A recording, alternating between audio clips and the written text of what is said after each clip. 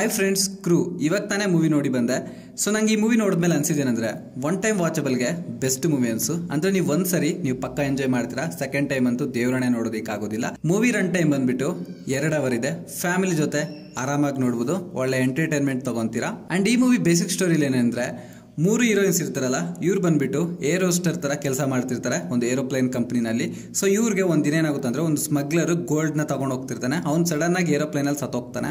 So ಇವ್ರಿಗೆ air ಹೋಸ್ಟರ್ಗೆ ಮೂವರ್ಗೂ ಆ gold ಅವನ ಹತ್ರ ಇದೆ ಅಂತ ಗೊತ್ತಾಗ್ಬಿಡುತ್ತೆ. ಆಮೇಲೆ ಇವ್ರು ಆ ಗೋಲ್ಡ್ ನ ಏನ್ ಮಾಡಿದ್ರು, ಯಾರಿಗಾದ್ರೂ ಮಾರ್ಬಿಟ್ರ, ಏನಾದ್ರು ಡೀಲ್ ಮಾಡಿದ್ರ ಅನ್ನೋದೇ ಬೇಸಿಕ್ ಸ್ಟೋರಿ. ನೀವು ಮೂವಿನ ನೋಡ್ರಿ, ನಿಮ್ಗೆ ಫುಲ್ ಅರ್ಥ ಆಗುತ್ತೆ. ನಾನು ಇಲ್ಲಿ ಸ್ಪಾಯ್ಲರ್ ಮಾಡಿದ್ರೆ ಚೆನ್ನಾಗಿರೋದಿಲ್ಲ ಅಷ್ಟೊಂದು. ನಂಗೆ ಈ ಮೂವಿನಲ್ಲಿ ಪ್ಲಸ್ ಪಾಯಿಂಟ್ ಅನ್ಸಿದ್ದೇನೆಂದ್ರೆ ಈ 3 ಹೀರೋಯಿನ್ಸ್ ಇದಾರಲ್ಲ, ಇವ್ರ ಆಕ್ಟಿಂಗ್ ಅಂತೂ ಭಾರಿ ಇಷ್ಟ ಆಯ್ತು ನಂಗೆ. ಅಂಡ್ ಬೇರೆಯವರ ಆಕ್ಟಿಂಗ್ ಇದೆಯಲ್ವಾ, ಅವ್ರದ್ದು ಅಷ್ಟೇ ಸೂಪರ್ ಆಗಿದೆ. ಮತ್ತೆ cinematography decent good. And aeroplane ಅಲ್ಲಿ ಸ್ವಲ್ಪ ಸೀನ್ಸ್ ಇದಾವಲ್ಲ, ಅದು ಕೂಡ ಅಷ್ಟೇ decent good. And back ground sound ಕೂಡ ಡೀಸೆಂಟ್ ಗುಡ್.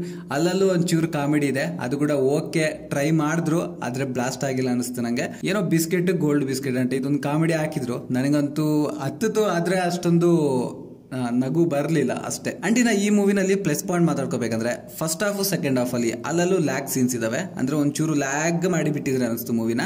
ಸ್ಕಿಪ್ಪಿಂಗ್ ಪಾಯಿಂಟ್ಸ್ ಇದಾವೆ, ನೀವು ಕಂಪಲ್ಸರಿ ಸ್ಕಿಪ್ ಮಾಡ್ತೀರಾ. ನಾನು ಥಿಯೇಟರ್ ಅಲ್ಲಿ ಸ್ಕಿಪ್ ಮಾಡೋಕ್ಕಾಗಿಲ್ಲ ಅಷ್ಟೇ, ಇಲ್ಲಾಂದ್ರೆ ಸ್ಕಿಪ್ ಮಾಡಿಬಿಡ್ತಿದ್ದೆ. ಸೊ ಸ್ವಲ್ಪ ಸ್ಕಿಪ್ಪಿಂಗ್ ಪಾಯಿಂಟ್ಸ್ ಇದಾವೆ ಅನಿಸ್ತು ಮೂವಿ. ಅಲ್ಲಲ್ಲೂ ಒಂಚೂರು ಬೋರ್ ಅನಿಸ್ತು. ಅದೊಂದು ಚೂರು ಸ್ವಲ್ಪ ಚೇಂಜಸ್ ಮಾಡಿದ್ರೆ ಚೆನ್ನಾಗಿರೋದು ಅಂತ ನಂಗೆ ಅನಿಸ್ತು. ಇನ್ನು ಓವರ್ ಆಲ್ ಈ ಮೂವಿ ಬಗ್ಗೆ ಒಂದ್ ಮಾತಲ್ಲಿ ಹೇಳ್ಬೇಕಂದ್ರೆ, ಒಂದು ಸ್ಮಗ್ಲರ್ ಸ್ಮಗ್ಲಿಂಗ್ ಮಾಡ್ತಿದ್ರೆ ಅದು ಈ ಏರ್ ಹೋಸ್ಟರ್ಸ್ಗೆ ಗೊತ್ತಾಗಿ ಅವ್ರು ಏನ್ ನೆಕ್ಸ್ಟ್ ಸ್ಟೆಪ್ ತಗೊಂಡ್ರು ಅನ್ನೋದೇ ಬೇಸಿಕ್ ಪಾಯಿಂಟ್. ಬಿಟ್ರೆ ಇನ್ನೇನಿಲ್ಲ. ಈ ಮೂವಿಗೆ ನನ್ನ ರೇಟಿಂಗ್ ಬಂದ್ಬಿಟ್ಟು 5ಗೆ 3.1 ರೇಟಿಂಗ್ ಕೊಡ್ತೀನಿ. ನೀವೆಷ್ಟು ರೇಟಿಂಗ್ ಕೊಡ್ತೀರಿ ಅಂತ ಕಾಮೆಂಟ್ ಅಲ್ಲಿ ನಂಗೆ ತಿಳಿಸಿ. ಎಲ್ಲರಿಗೂ ಬಾಯ್.